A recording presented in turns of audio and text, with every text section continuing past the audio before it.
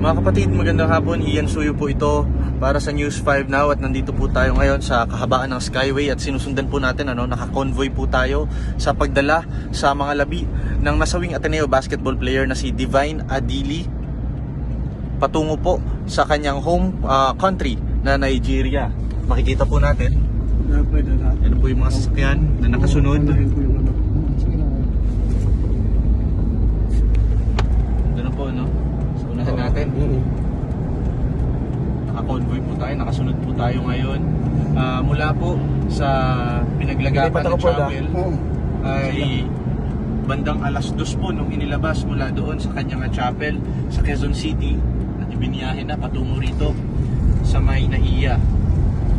Kasama po rito yung kanyang mga kaibigan, mga naging teammates niya po nung college. Pati nung high school pa lamang siya, sumama po kanina sa pagdadala. Actually, meron nga tayo nakitang isang fan na inilabas din, nagpakita kanina, no? Nakita niya kanina yung mga binigay niya, yung drawing na ibinigay niya para kay Divine. Actually, it was an image or picture of Divine na may kasamang SpongeBob dahil hindi nga daw si Divine sa movie or sa cartoon na SpongeBob. Ito po yung kanyang kababayan niya rin po from Nigeria ay nagtungo dito. Kaya sinusundan po natin kasama yung mga miyembro ng media. Naka-convoy po sila ngayon. Wala na rin po. Nandun po sa bandang kanan.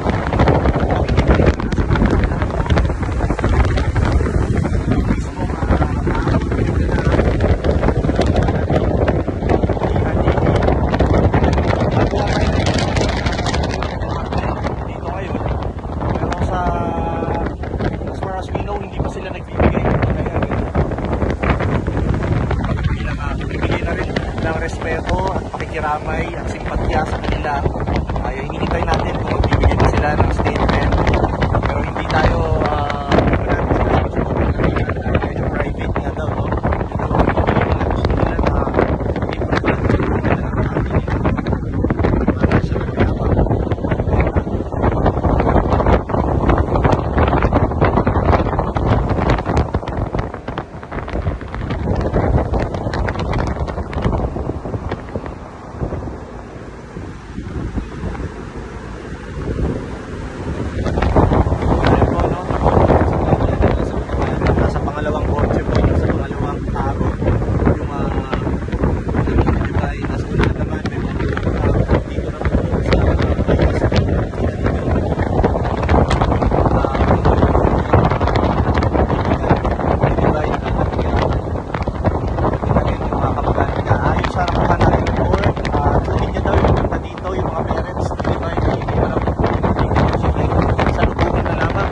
Pagbalik